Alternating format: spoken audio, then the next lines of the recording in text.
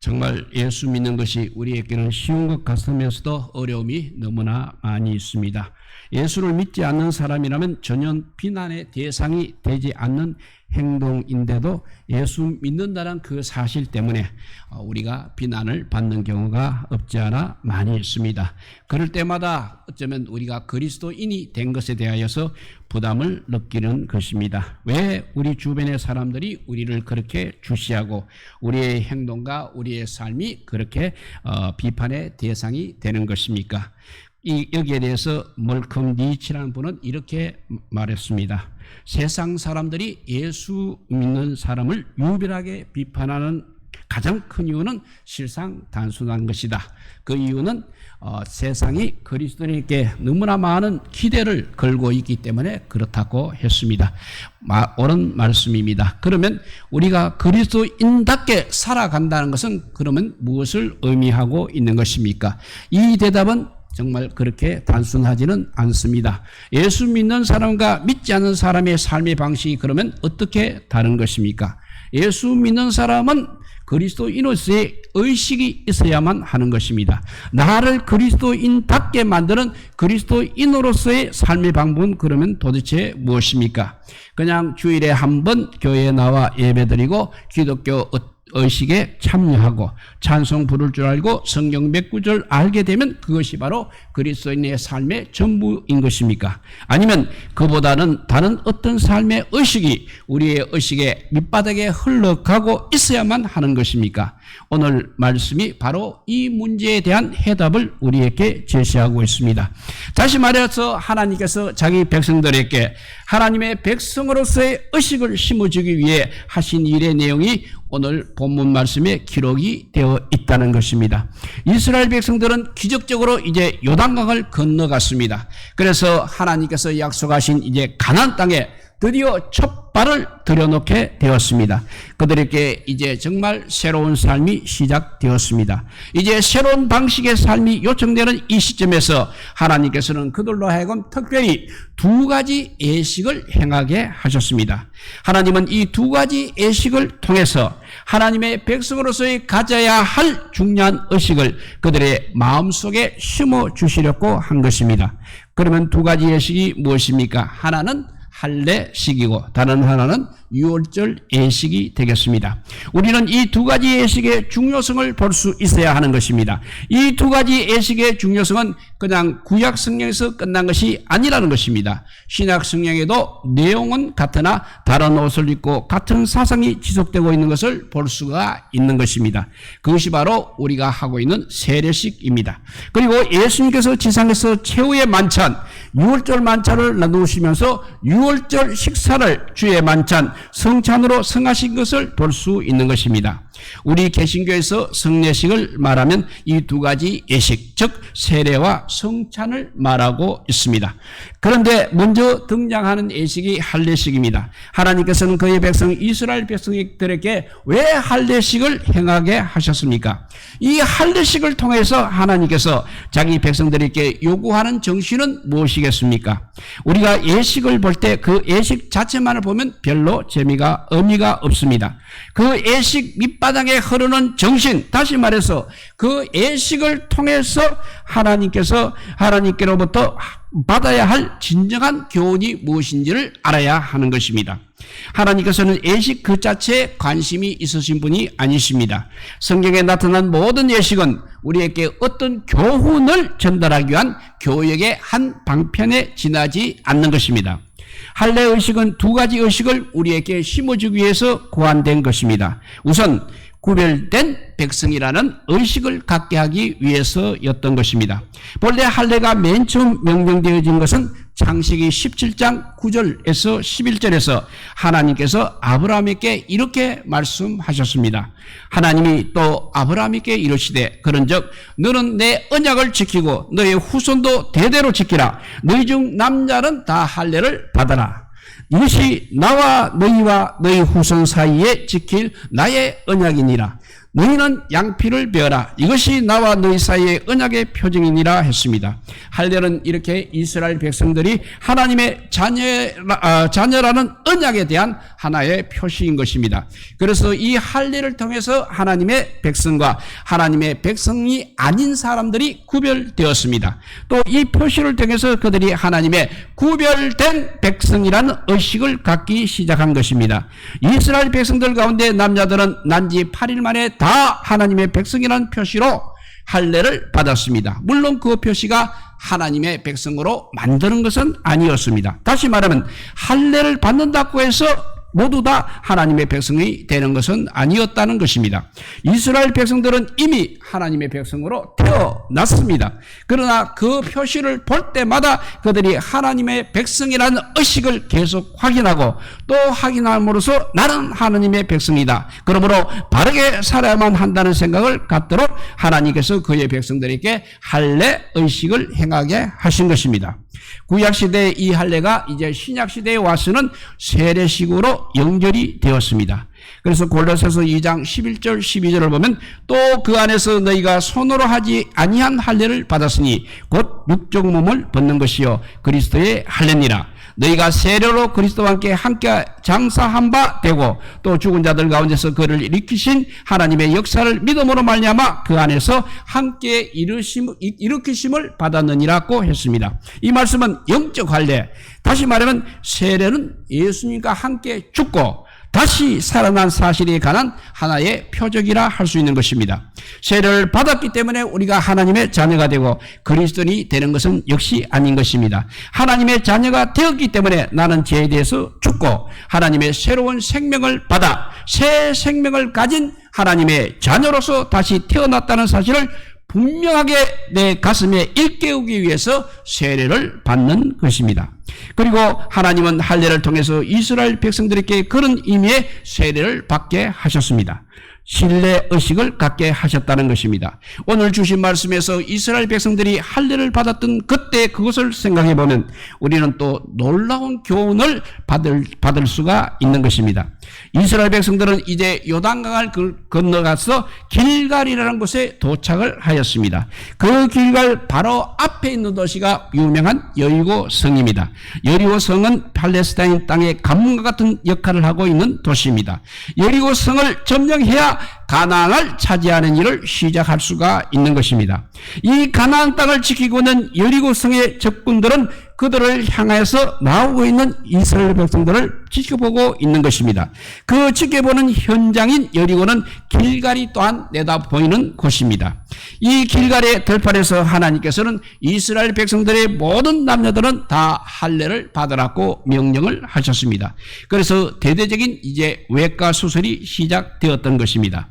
오늘 7절 오늘 말씀 중에 7절 8절을 읽어보면 그들의 대를 잇게 하신 이 자손에게 여호수아가 할례를 행하였으니 길에서는 그들에게 할례를 행치 못하였으므로 할례 없는 자가 되었습니다. 온 백성에게 할례하기를 필요하며 백성들이 진중 각 처소에서 낫기를 기다릴 때라고 말씀을 하고 있습니다. 한번 상상해 보십시오.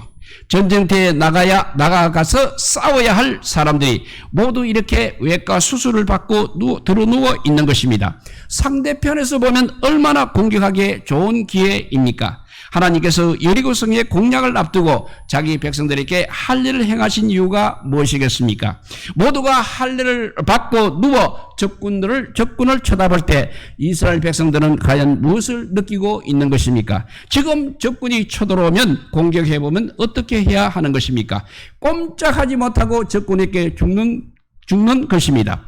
그런 상황에서 그들을 의지할 것은 오직 하나님밖에 없었다는 것입니다. 그래서 역사적으로 아주 중요한 시점에서 하나님께서는 그의 백성으로 하여금 이제부터는 전적으로 하나님만 의지합니다 하는 교훈을 깨닫게 하신 것입니다. 우리는 하나님을 의지한다고 말은 하면서도 하나님을 의지하기보다는 내 마음대로 하고 싶어하는 자기 중심의 삶을 벗어나지 못하고 있는 것이 사실인 것입니다. 하나님의 능력을 의지하기보다는 나의 잔꾀를 의지하고 내 생각을 따르고 있는 것입니다. 그래서 결국 엎어지고 넘어져서 좌절과 갈등 그리고 혼란에 빠질 때가 많은 것입니다. 하나님께서는 가나안을 점령하고 새로운 삶을 살아야 할 이스라엘 백성들을 이렇게 다 수술해서 눕혀 놓으셨던 것입니다. 이스라엘 백성들 입장에서 보면 정말 다 죽은 목숨이나 다름이 없었습니다. 하나님의 의도가 바로 이것이라는 것입니다. 주님, 이제 우리는 하나님을 떠나서는 아무것도 할 수 없습니다. 우리는 하나님 말을 의지합니다. 이것이 세례의 의미인 것입니다. 나는 이제 나의 옛 사람을 향해서는 죽었습니다. 그리고 그리스도의 부활의 생명을 받은 사람으로서 이제 하나님만 의지하고 살겠습니다 라고 하는 것입니다. 다음에 나오는 것이 바로 예식이 유월절 예식입니다. 이미 유월절 사건은 일어났습니다. 그러나 유월절을 하나의 의식으로 지킨 것은 바로 여호수아서 5장이 처음인 것입니다. 10절에 보니까 이스라엘 자손들이 길갈에 진을 쳤고 그달 14일 저녁에는 여리고 평지에서 유월절을 지켰다고 했습니다. 예수님께서 돌아가시기 전날 밤 유월절이 시작되는 그 저녁에 제자들과 함께 유월절 식사를 나누시면서 예수님께서 이렇게 말씀하셨습니다. 이 떡을 먹을 때마다 이 잔을 마실 때마다 나를 기념하라고 하셨습니다. 그러면 주님의 만찬을 통해서 하나님의 백성들이 받아야 할 교훈이 무엇이겠습니까? 첫째, 하나님의 은혜에 대한 은총의식을 가져야 하는 것입니다. 유월절은 이스라엘 백성들이 하나님의 은혜로 바로의 사슬에서 벗어난 것을 기념하는 날입니다. 하나님께서 애굽 땅을 다 심판하시기로 작정하신 밤이었습니다. 애굽 땅에 처음 난 것 모든 장자를 잡아가시는 하나님의 심판의 날이요 심판의 밤이었습니다. 그러나 하나님께서는 이스라엘 백성들이 구원받을 수 있는 방편을 말씀해 주셨습니다. 출애굽기 12장 6절 이하에 보면 양을 잡고 그 피로 집 좌우 문설주와 인방에 바르고 문 인방과 좌우 설주의 피를 보시면 그 문을 넘으시고 멸하는 자로 너희를 치지 못하게 하실 것이라고 했습니다. 그대로 해서 이스라엘 백성들은 애굽 땅의 노예의 사슬에서 벗어나 새로운 땅을 향하여 새 삶의 여정을 시작할 수가 있었던 것입니다. 그런데 가나안 땅에 들어와서 유월절을 또 지키게 하신 이유가 무엇이겠습니까? 그들로 하여금 주님의 은혜로 애굽을 떠날 수 있었고 광야 생활을 할 수 있었고 여기까지 도착해서 새 땅에 살게 된 사실을 잊지 않게 하기 위한 것이었습니다.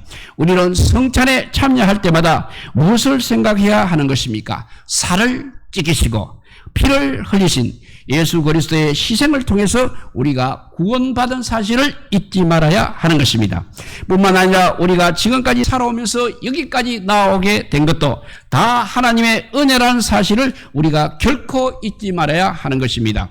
사도 바울의 고백처럼 나의 나 된 것은 하나님의 은혜입니다 라는 고백이 있어야 한다는 것입니다. 신자와 비신자의 삶의 차이가 무엇이겠습니까? 그리스도인들은 항상 하나님의 은총에 대한 의식을 가지고 사는 것입니다. 이스라엘 백성들이 요단강을 건너고 나서는 감격한 나머지 영웅의식에 들떠 있었을지는 모르겠습니다. 바로 이런 때 이스라엘 민족께 유월절을 지키라고 하셨습니다. 요단강을 건넌 것이 너희 힘 때문이 아니다. 내가 도왔기 때문이다. 이렇게 하나님의 은혜와 사랑과 인도하심을 기억하기 위한 것이었습니다. 우리에게도 오늘이 있다는 것은 바로 오로지 하나님의 은혜 때문이었다는 사실을 잊지 마시기 바랍니다. 두 번째 유월절은 최선의 의식을 가져야 합니다. 오늘 11절과 12절을 읽어보면 유월절 이튿날에 그 땅 소산을 먹되 그날에 무교병과 볶은 곡식을 먹었더니 그 땅 소산을 먹은 다음 날에 만나가 그쳤으니 이스라엘 사람들이 다시는 만나를 얻지 못하였다고 했습니다. 이스라엘 백성들은 광야에서 지금까지 만나를 먹고 살았습니다. 그런데 그들이 가나안 땅에 들어와서 유월절을 지킨 바로 그 다음 날에 만나가 그쳐 버렸습니다. 왜 만나가 그쳤겠습니까? 지금까지는 매일 옮겨다니며 사는 생활을 했습니다. 그러니까 농사를 지을 형편이 못 되었기 때문에 하나님께서 하늘에서 만나를 내려주셨습니다. 그러나 이제는 땀을 흘리고 수고하면서 자기가 먹을 양식을 거둘 때이기 때문에 그렇게 하셨습니다. 그래서 하나님께서는 그동안 만나를 주시는 기적을 끝내시고 이제 너의 손으로 일을 해라, 땀을 흘려라, 노력해라, 네가 벌어라, 내가 나의 은혜를 의지하여 지금까지 만나를 통해서 나의 주권과 나의 전능함을 알았으니 이제는 너의 삶에 있어서 너가 이제는 최선을 다하는 모습을 내가 보기 원하노라고 말씀하신 것입니다. 성도의 생활은 이렇게 주님을 의지하면서 최선을 다하는 것이 성도의 삶입니다. 학생이면 열심히 공부하면서 간절히 기도해야 됩니다. 그래야 좋은 성적을 얻을 수가 있는 것입니다. 병이 났으면 간절히 기도하면서 의사의 치료를 받아야 합니다. 어떤 분은 주님께 기도만 되지 의사의 치료를 의지하는 것은 믿음이 없는 행위라고 비난하기도 합니다. 그러나 사람이 할 수 있는 일은 최선을 다해서 해야 하는 것입니다.